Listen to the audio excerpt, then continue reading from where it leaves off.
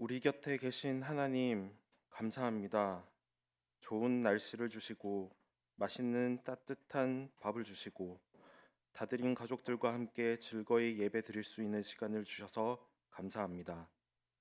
매일 소망의 기쁨을 주시고, 하루를 살아갈 용기를 주심에 감사합니다. 삶에 자신이 없을 때 포기하고 주저앉지 않고 다시 일어나 하나님을 찬양하고 예배하는 삶을 살게 해주셔서 감사합니다. 그러나 매일 일상에서 내 마음대로 내 욕심대로 살아가며 지었던 모든 죄들을 고백합니다. 내 삶의 주인이 나였음을 고백하고 회개합니다. 반복되는 죄에 매몰되면서 항상 넘어졌으나 그럼에도 불구하고 내 삶은 여전히 십자가에 못 박히신 주님의 손에 붙들려 있음을 믿고 의지하며 살아가게 하소서. 매일 주시는 작은 은혜들을 놓치지 않고 민감하게 느끼고 큰 감사를 누리는 삶이 되게 하소서. 다드림 교회가 하나님의 은혜들을 주님의 일하심을 경험하고 나누게 하시고 그래서 그 나눔들로 더욱더 은혜가 넘치는 교회가 되길 소망합니다. 공동의회를 통해 청빙위원을 선출하고 앞으로 교회가 나아갈 바를 정하는 여러 일정들이 있습니다. 선출되신 청빙위원들에게 지혜를 주시고 교회를 사랑하는 마음으로 잘 준비되어지게 하소서. 새롭게 시작한 소그룹과 디모대학교를 축복하소서. 준비하는 리더분들과 선생님들의 손길에 지침이 없도록 체력을 허락하시고 사랑의 마음이 충만케 하소서. 특히 소그룹 시간에 아이들을 데리고 오랜 기간 다드림 축구를 섬겼던 김선민 간사, 황세희 집사님 가정을 축복하기를 원합니다. 힘든 일정 속에서도 사랑의 마음으로 봉사하였습니다. 충만한 위로를 주시고 대학생 선교 사역에 필요한 것들을 충분히 공급해 주소서. 청년부 리트릿을 잘 다녀오게 하심을 감사드립니다. 척박한 세상에서 믿음으로 이겨낼 소망을 주시고 함께 모이기를 힘쓰는 청년부가 되기를 기도합니다. 대한민국의 여러 정책들이 소외된 자 없이 많은 국민들의 삶을 윤택하게 하고 모두 누릴 수 있도록 국가 지도자들에게 지혜와 사랑을 부어 주시옵소서. 돈과 성공에 뒤덮인 세상을 사랑으로 덮어주시고 떨어진 열매와 이삭을 줍지 않고 마음이 가난한 이들을 돌보는 사랑의 여유를 주시옵소서. 민족의 아픔 속에서 한 마음이 되어 3.1 운동을 했던 많은 믿음의 선배들을 기억하며 두려움보다는 믿음을, 침묵보다는 바른 목소리를, 절망보다 희망을 붙드는 삶을 살아가기로 다짐하는 오늘이 되기를 소망합니다. 해외 각지에서 복음을 전하시는 선교사님들에게 충분한 재정을 공급해 주시고 한 영혼을 사랑하는 마음을 주시옵소서. 특히 김영일 선교사님의 건강을 지켜주시고 회복하게 하소서. 함께하는 가족들에게도 감사와 기쁨이 넘치게 하시고 회복에 필요한 재정들도 채워 주시옵소서. 말씀을 전하시는 목사님, 전도사님들께 지혜를 주시고 성도들을 사랑하는 마음이 넘치게 하시고 말씀 속에서 삶에서 은혜를 경험하는 목자가 되게 하소서. 오늘 하루도 주신 말씀을 기억하며 한 주를 살아가는 힘을 얻게 하시고 살아있는 영혼으로 주님을 바라보는 우리가 되게 하소서. 이 모든 말씀 예수님의 이름으로 기도합니다. 아멘.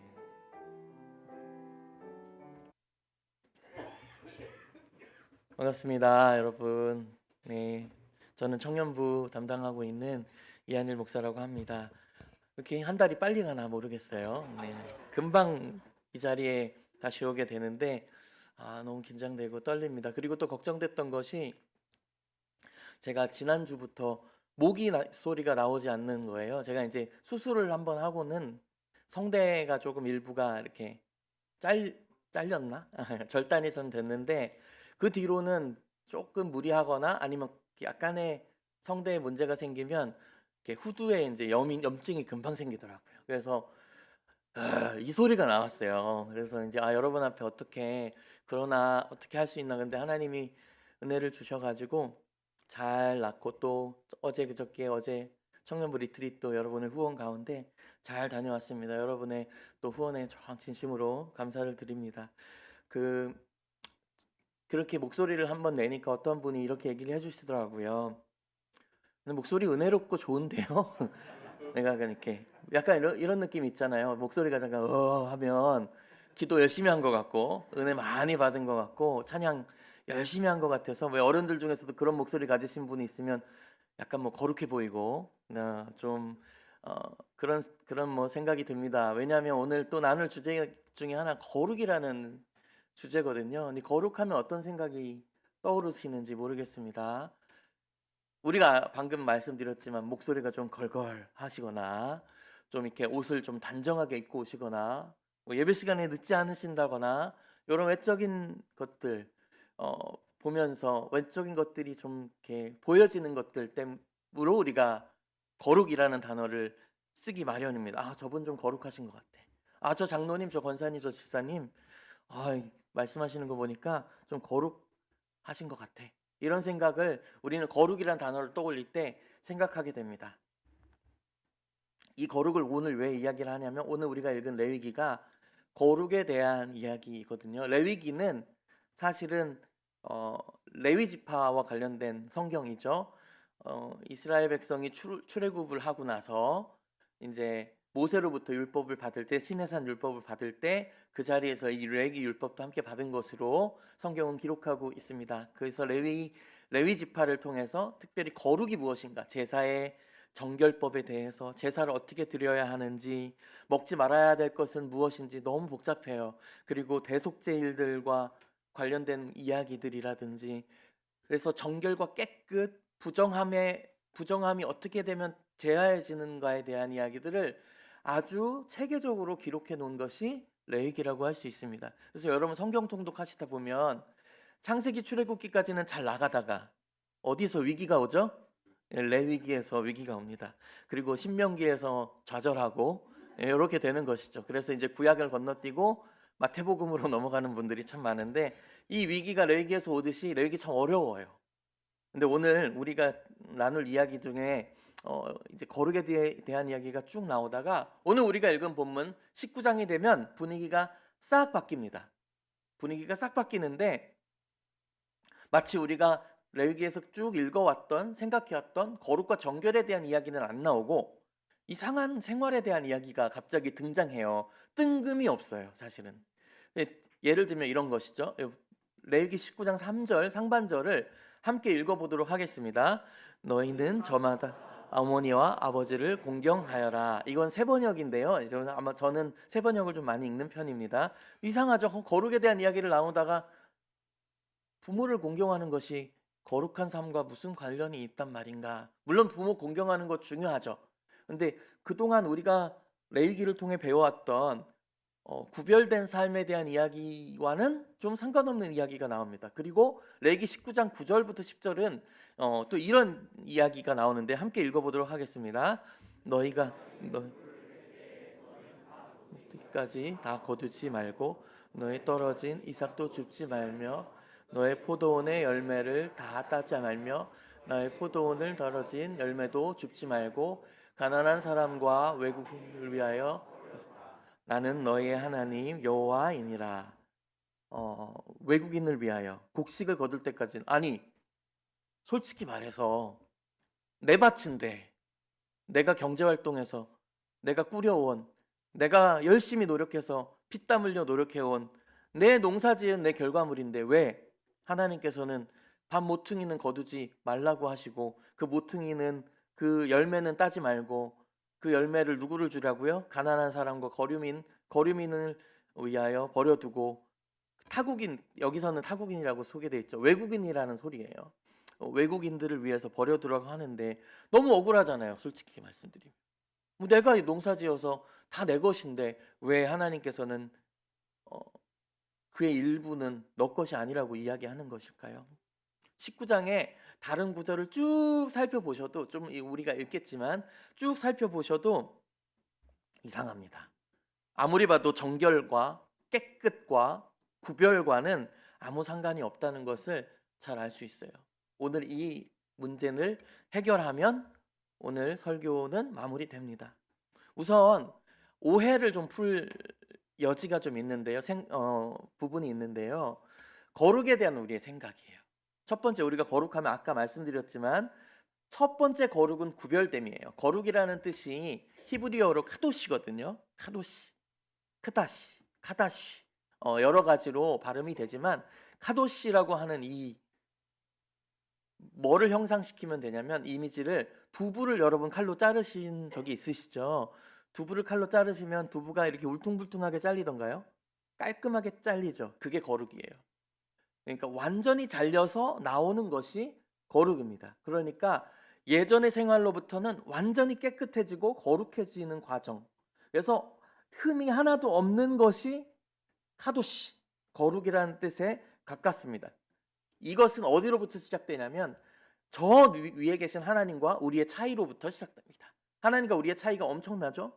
엄청나기 때문에 완전히 분리되어야 한다. 그래서 그 하나님을 높여야 되고 그 하나님의 거룩함 때문에 우리도 정결해야 하고 깨끗함을 추구해야 한다. 주님을 바라보고 주님을 찬양하고 주님을 노래하고 정해진 시간에 와서 주님을 노래하고 정해진 절기에 하나님을 일주일 동안 예배드리고 그 얘기가 지금 레위기에 전반적으로 나와 있는 것이죠. 구별됨이 중요합니다. 두 번째, 그런데 거룩에 대한 이야기는 우린 잘 못 들어보거나 잘 이해를 하지 않거나 우리가 익숙하지 않은 것이 이 두 번째 거룩은 닮음, 따라감, 삶으로 대변되는 거룩입니다. 그러니까 구약에서 우리가 놓치기 쉬운 것인데요. 이것은요. 높으신 하나님을 노래하고 정해진 시간에 예배드리고 계속해서 하나님을 찬양하고 봉헌하고 이런 것들 예배드리고 이런 것들이 거룩일 수 있지만 하나님은 우리에게 또 다른 사명의 거룩의 사명을 주신다는 것을 19장 2절을 읽으면 우리가 알 수 있는데요. 19장 2절을 함께 읽어보도록 하겠습니다. 시작. 이스라엘 자손 온 회중에게 말하여라. 너는 그들에게 이렇게 한다. 너희 하나님이 나 주가 가니 너희도 거룩해야 한다. 뭐라고 하시던가요? 내가 거룩하니까 너도 거룩해라. 이것이 무엇이냐면 하나님은요. 그 차이를 즐기시는 분이 아니에요. 그 차이를 즐기시고 나는 위에 하늘에 있고 너는 땅 끝에 있네. 너와 나는 달러 라고 이야기하시는 분이 아니고 여호와 하나님은 따라오기를 원하시는 거예요. 우리도 하늘의 것을 구하기를 원하시는 것이죠. 그래서 하나님의 마음을 닮아가는 것, 그 노력의 과정을 우리는 또 다른 거룩이라고 말합니다. 왜 하나님께서 이렇게 얘기하시는 걸까요? 왜냐하면 창조 때에 하나님이 우리를 만드실 때 우리를 거룩하게 만드셨기 때문에 그렇습니다. 완벽한 하나님의 형상으로 우리를 거룩한 존재가 되게 만드셨습니다. 그래서 사실은 하나님을 닮아가는 과정은 회복의 과정이기도 해요. 우리가 창조 때의 그 삶으로 다시 돌아가는 과정이기도 하고 새로운 출발점이기도 합니다. 우리에게 없었던 것이 다시 시작되는 것이죠.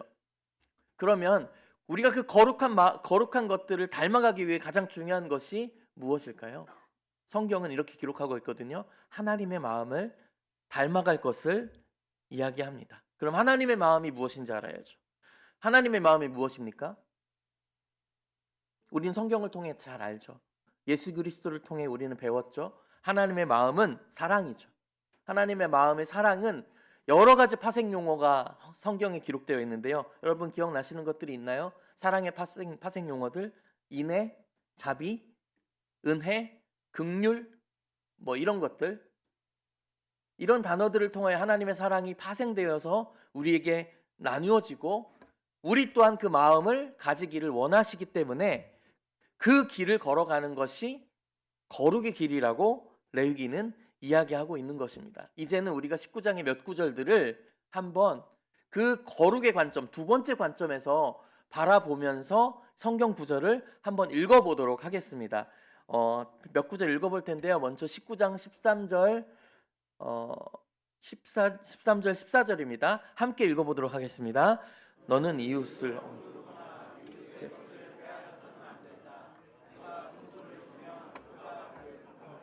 다음 날 아침까지 밤새 내가 가지고 있어서는 안 된다. 듣지 못하는 사람을 저주해서는 안 된다. 언 사람 앞에 걸려 넘어질 것을 놓아서는 안 된다. 너는 하나님 두려운 줄 알아야 한다. 나는 주다. 나는 주 하나님이시다. 이웃의 것을 억누르거나 빼앗으면 절대 안 된다. 왜냐하면 너가 소중한 것처럼 이웃도 소중하기 때문이죠.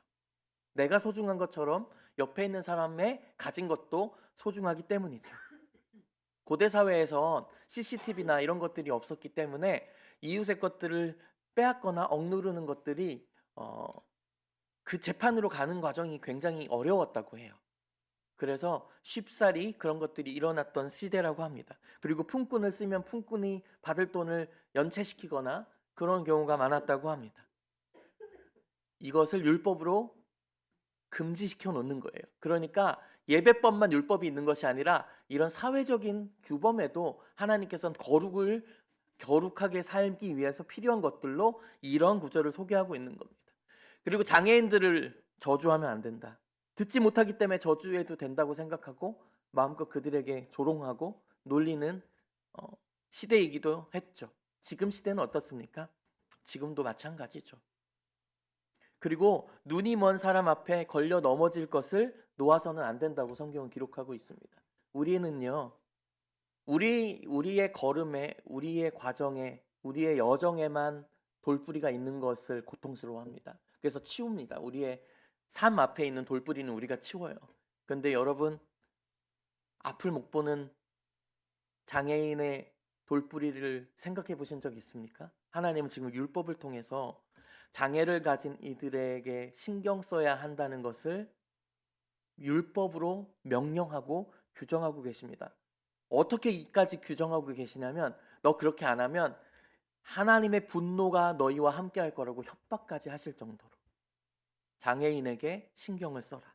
이렇게 이야기하고 계시는 것이죠. 또 읽어볼까요? 레위기 19장 33절 34절입니다. 읽어보도록 하겠습니다. 외국 사람이 나그네가 되어 너희의 땅에서 너희와 함께 살 때에 너희는 그들을 억압해서는 안 된다. 너희와 함께 사는 그 외국인 나그네를 너희의 본토인처럼 여기고 그를 너희의 몸과 같이 사랑하여라. 너희도 이집트 땅에 살 때에는 외국인 나그네 신세였다. 내가 주 너희의 하나님이다. 지금 이 레위기 이 율법을 듣고 있는 백성이 누구예요? 외국인이에요. 지금 출애굽해서 가나안 땅에 살아가야 하는 외국인이 될 처지에 있는 사람들입니다. 너희도 외국인이었다. 그러니 너희가 나중에 본토 사람들을 만나게 되면 당할 그 고통과 어려움들이 있을 것이다. 그런데 너희는 그렇게 하면 안 된다. 너희도 외국인이었기 때문에 너희의 마음을 잘 지켰다가 이집트 때 외국인이었던 것처럼 가나안 사람이 됐을 때 외국인들을 잘 돌보아야 된다. 그 긍휼을 외국인에게, 가난한 이들에게 전달해야 되는 사명을 가지고 있다는 것이 우리의 거룩의 발자취라고 할 수 있습니다. 우리는 이런 마음을 가지고 거룩하게 살고 있나요?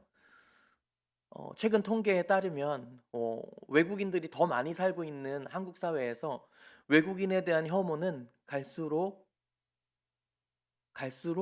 강해진다고 합니다. 서양 사람들에게는 덜 혐오하고요. 동남아인들에게는 그리고 아프리카 사람들에게는 더 혐오합니다. 그들의 생김새 때문에, 문화의 차이 때문에, 열등하다는 열등의식 때문에, 그들이 열등할 것이라고 생각하는 관점 때문에 그들을 무시하기도 합니다. 텔레비에 그들이 나오거나 똑같은 범죄를 한국 사람이랑 외국인 동남아 사람이 범죄를 똑같이 저지르면 여러분의 가지고 있는 혐오 인식이 다르다는 걸 여러분 알 거예요. 똑같은 범죄예요. 근데 왜 한국 사람들이 범죄를 저질렀을 때는 별로 혐오하지 않고 파키스탄 사람이 범죄를 저질렀을 때는 극도로 혐오하는 것일까요? 이건 우리가 외국인에게 대한 편견과 차별이 있기 때문입니다. 우리는 하나님의 율법을 지키지 않는 사람일 수도 있는 것이죠. 특별히 외국인들은 특히 우리 사회의 외국인 노동자들은 사회에서 가장 뒤처져 있고 소외될 수밖에 없는 이들입니다. 레위기 율법은 그들에게 관심을 가지라고, 그들을 본토 사람인 것처럼 여기고 끌어안고 사랑할 것을 요청하고 있는 것입니다. 이 마음의 핵심은 긍휼이죠. 이 긍휼이라는 단어는 히브리어 헬라어로 스플랑크니조마입니다. 창자가 끊어지는 고통이라는 뜻이에요. 이 긍휼의 어원이 창자가 끊어지는 고통이래요. 여러분은 외국인 노동자의 뉴스를 보시고 창자가 끊어지는 고통을 경험한 적이 있으십니까? 지금 하나님은 그 정도 수준의 긍휼을 요청하고 계시는 겁니다. 그리고 계속해서 한두 구절, 한 구절만 더 읽어보겠습니다. 레위기 19장 35절 36절입니다. 함께 읽겠습니다. 재판할 때에나 길이나 무게나 양을 재일 때에는 잘못을 저지르지 않도록 하여라. 너희는 바른 저울과 바른 추와 바른 에바와 바른 흰을 사용하여라. 내가 바로 너희를 이집트 땅에서 이끌어낸 주 너희의 하나님이다. 왜 갑자기 재판이나 길이나 무게를 잴 때에 대한 이야기를 하고 있는 것일까요? 전혀 율법과 상관없는 것 같지만 엄청나게 중요한 사회적 율법입니다. 지금이야 우리가 계량화된 정형화된 도량형이 있지만 그 시대는 각자 집에 도량형과 저울추가 각자 자기가 조절하는 거에 따라 다를 수 있다고 여겨졌어요. 그리고 그렇게 행동을 했죠. 그래서 자기 가게에서는 도량형이 다른 거예요. 그래서 속여 먹을 수 있는 사회였던 것이죠. 지금이야 우리가 그렇지 않고 규격화된 저울을 사용하지만 그 당시에 그러지 않아서 너무나 쉽게 남의 것을 쉽게 착취하는 삶이 될 수 있다는 거예요. 재판은 어떻습니까? 재판은 두세 사람만 잘만 이렇게 짜고 치면 한 사람을 죽일 수 있는 거예요. 여러분 두세 사람 법으로 죽은 사람이 얼마나 많습니까? 구약시대에 나봇의 포도원에 그 포도원 지기가 두세 사람 법에 남용되어 죽은 사람이죠. 그렇게 해서 재판을 올바르게 하지 않고 무게를 잘못 재어서 사람을 착취하고 사람이 가진 돈을 더 빼앗는 너무 쉽게 속여버리는 그 비정직의 삶이 거룩에 반대되는 삶이라고 하나님께서 이야기하시면서 이렇게 이야기하는 거예요. 내가 너희를 구출해낸 주 하나님이다. 근거는 너희가 아무것도 할 수 없어 죽을 위기에 처했을 때 내가 너를 구출했는데 왜 너희의 삶은 이 모양이냐 이렇게 얘기하시는 것과 같아요. 우리는 어떻습니까? 우리는 이제 저울 계량 잘 됐다고 우리는 이 거룩에서 벗어날 수 있겠습니까? 우리는 얼마나 수많은 말로 우리의 이득을 취하려고 남들을 속이고 남들의 이득은 등한시한 채 나의 이득만 챙겨오는 삶을 어쩌면 우리는 살고 있을지도 모릅니다. 이렇게 레위기는 수많은 사회의 이야기들을 통해서 우리가 걸핏하면 지나칠 수 있는 그 작은 부분까지도 신경 쓰는 것이 거룩이라는 것을 이야기해주고 있습니다. 다시 한번 살펴볼까요? 부모를 공경하라는 이야기의 의미는 무엇입니까? 그 당시에 고대 사회에서 부모는 나이가 들고 노동력이 줄어들면 이제 노동할 수 없는 나이가 되면 이들은 그냥 효용 가치가 떨어진 존재가 됩니다. 마치 고려장 같은 느낌이죠. 효용 가치가 떨어진. 우리 사회도 마찬가지예요. 나이가 드는 어른들, 부모들을 공경하지 않고 마음의 짐처럼 여기는 사람들이 간혹가다 있다는 뉴스를 볼 때 마음이 참 아픕니다. 우리가 그들로부터 나왔다는 것을 기억해야 하죠. 하나님 그 이야기를 하시는 겁니다. 너의 부모를 사랑하고 공경하고 사회적으로 경제적으로 효용 가치가 없다고 여겨질 그때에도 극진히 사랑하여라. 이렇게 하나님이 이야기하고 계시는 거죠. 밥 모퉁이를 떼어서 가난한 사람에게 주라는 그 말씀은 그 전체 밭이 너의 소유가 아니라는 말씀이죠. 우리가 애초부터 무언가를 얻을 수 있었던 것은 하나님이 우리에게 생명을 주셨기 때문입니다. 그렇기 때문에 우리가 밭을 일굴 수 있는 것이죠. 그런데 우리는 그렇게 불평합니다. 내가 노력해서 받은 월급인데 내가 노력해서 이룬 밭인데 왜 하나님 내 것을 뺏어 가십니까? 그런데 하나님은 이렇게 당당하게 얘기하십니다. 네 소유는 원래부터 나의 것이었다고. 그러나 전부를 줄 수는 없으니 불가능하니 모퉁이부터 조금씩 실천하자는 것이죠. 그들을 지으신 이도 하나님이시기 때문에 우리를 지으신 이가 하나님이시기 때문에 우리의 모든 소유는 하나님의 것이라는 인식을 우리는 꼭 가져야 합니다. 장애인은 어떻습니까? 어떤 이야기를 하는 것일까요? 우리의 삶에서 우리의 것만, 우리 가족의 평안만 생각하는 삶이 아니라 뉴스를 좀 보고 신문을 좀 보고 좀 돌아다니면서 저상 버스에 휠체어 타는 장애인들의 모습들도 살펴보고, 물론 사회적 이슈와 논쟁이 있습니다. 하지만 저는 그 마음을 헤아리고 싶습니다. 전장현의 지하철 시위도 따뜻한 마음으로 한번 바라봐 보고, 그들이 어떠한 어려움에 있는지, 특수학급이 설립되지 않아 무릎을 꿇는 어머니들의 모습을 통해 우리의 마음이 동화되어야 합니다. 그러한 사회적인 이슈에 관심을 가지고 조금 더 한 발자국 더 그들을 향해 내 몸을 움직이는 것, 그것이 레위기에 적힌 장애인에 대한 이야기가 아닐까. 그 사회의 빈 구석을 찾아다니면서 그림자진 곳에 우리의 마음을 두는 것이 하나님의 말씀이 아닌가. 정직한 저울추의 얘기는 어떻게 해석할 수 있을까요? 왜 저울추를 속이는 걸까요? 그 끝에는, 그 시작에는 우리의 욕망이 자리 잡고 있기 때문입니다. 그래서 얻고 싶었던 그 욕심으로부터 우리를 다스리기를 주님이 바라시기 때문에 이 말씀을 주신 것이 아닐까요? 공평하신 하나님께서 내가 보지 않는 순간에도 공평하게 나를 닮으라는 주님의 요청이 지금 레위기를 통해서 우리에게 전해지고 있다는 것을 기억해 주시면 좋겠습니다. 저도 신앙생활을 하면서 처음에는 구약의 하나님은 그냥 무서운 하나님, 심판의 하나님, 두려운 하나님으로만 생각하고 신약의 예수님을 좋아하는 좀 이분법적인 생각을 가질 때가 많았어요. 그러나 이 레위기 같은 구약 성경을 쭉 읽어보면 예수 그리스도의 사랑이, 예수 그리스도의 은혜가 어디서부터 왔는지를 명확히 알게 되더라고요. 그 하나님의 긍휼하심과 신실하심과 헤세드죠, 인자하심과 자비, 공평, 정의, 이 가치들이 이 구약에 가득 담겨져 있다는 것을 제가 알게 됐어요. 레위기는 그 중에 하나입니다. 그리고 이사야에서도 그런 이야기가 담겨져 있죠. 이사야는 예언자 이사야의 이야기를 담고 있습니다. 예언자 이사야가 이상한 얘기를 하는데요. 1장인데요. 읽지는 않을 건데 제가 소개해 드릴게요. 너희는 멸망할 거라고 이야기합니다. 이스라엘 너의 백성은 멸망할 거야. 근데 왜 멸망하냐면 국가 권력이 부족해서도 아니고 경제력이 부족해서도 아니고, 너희들이 왜 멸망하냐면 이웃이 가난할 때 너네들만 밥을 먹었기 때문이라고 이사야는 경고하고 있어요. 너희들이 밥을 떵떵거리면서 고봉밥을 먹을 때 저기 굶주리고 있는 백성들은 굶고 죽음에 이르고 있는데 너희가 그들을 바라보지 않았기 때문에 너희 나라, 즉 하나님의 나라, 하나님의 이스라엘 나라는 멸망할 거라고 이야기하고 있어요. 이건 이사야가 보는 세상이죠. 이사야는 다른 눈을 가졌거든요. 이사야는 끊임없이 이야기합니다. 너희가 이웃을 잘 돌보지 않으면 너희는 하나님의 나라의 백성이 아니라고 이야기하고 있습니다.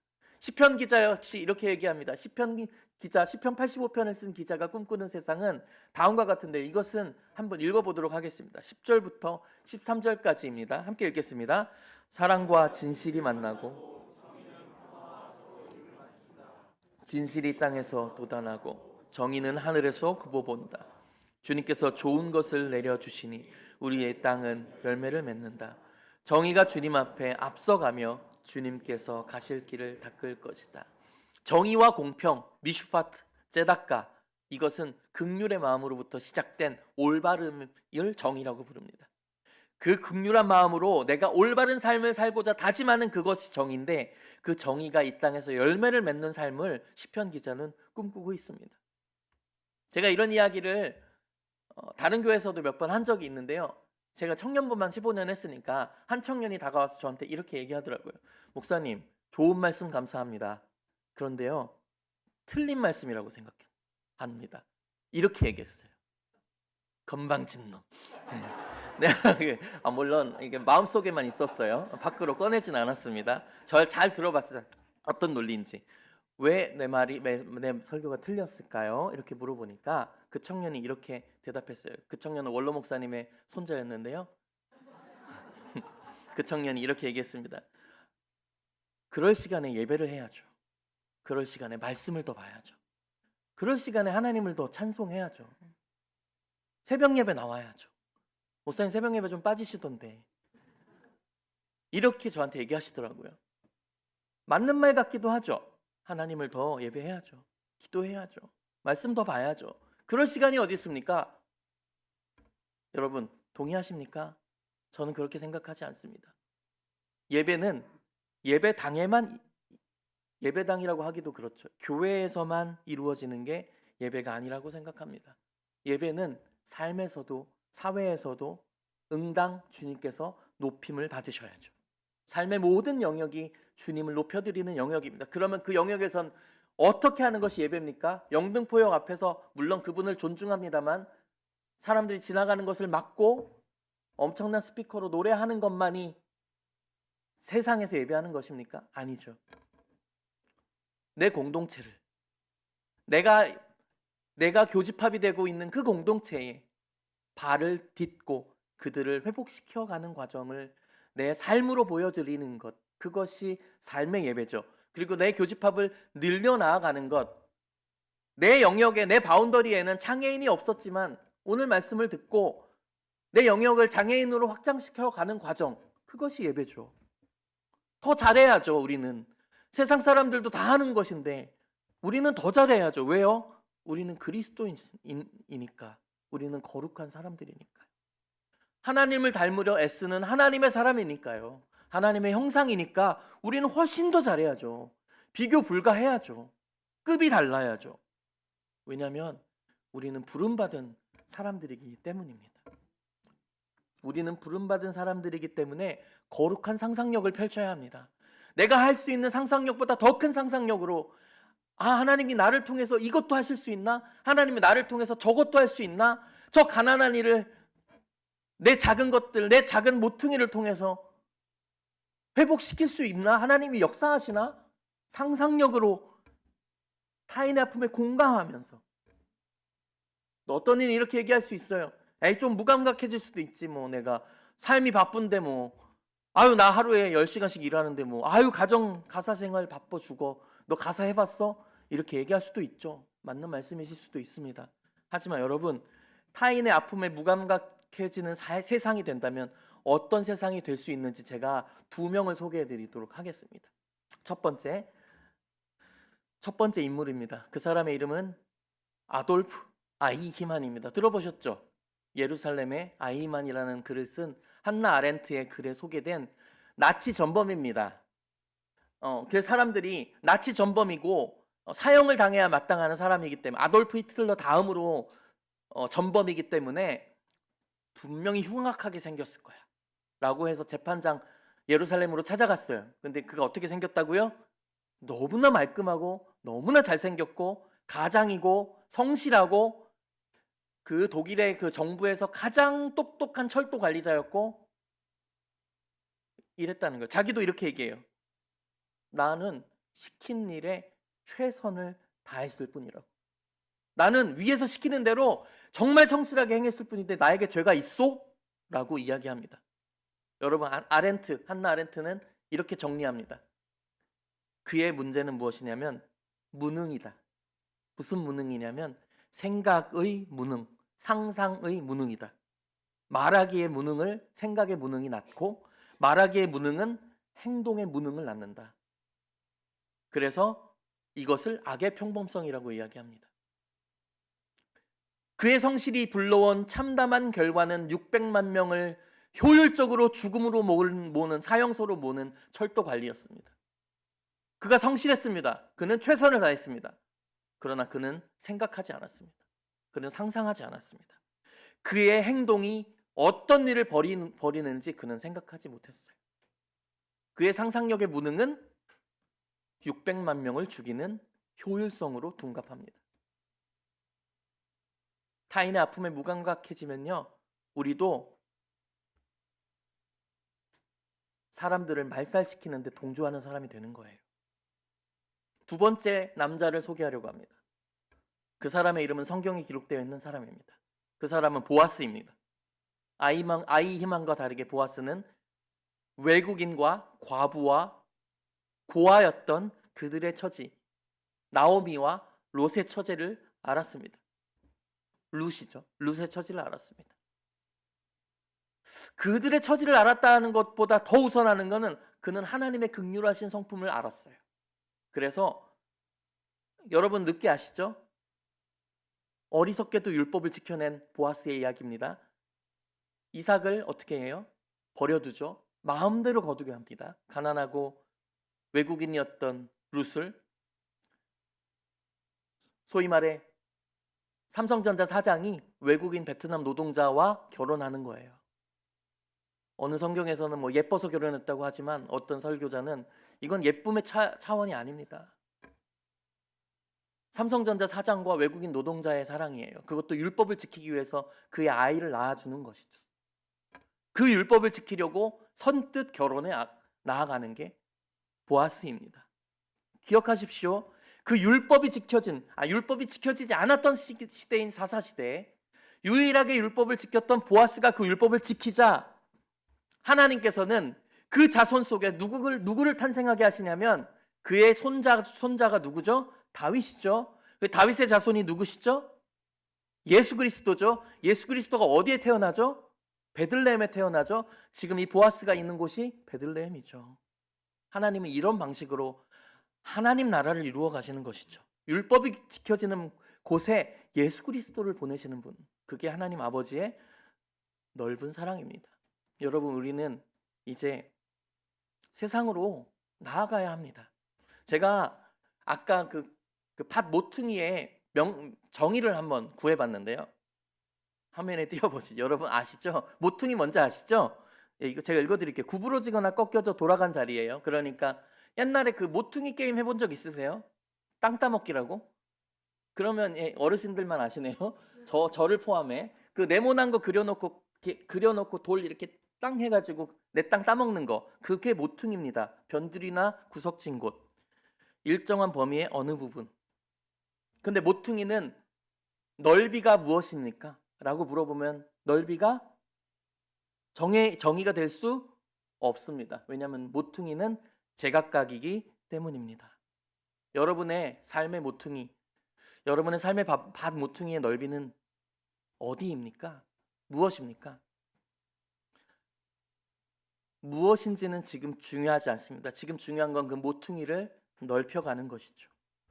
그 모퉁이를 여러분이 상상력을 동원해서 만났던, 여러분이 가만히 있으면 죽을 수밖에 없는 이들을 향해 사용해 주시기 부탁드립니다. 그것이 하나님께서 레위기를 통해 여러분에게 주시는 아름다운 율법이죠. 어렵습니다. 저도 어려워요.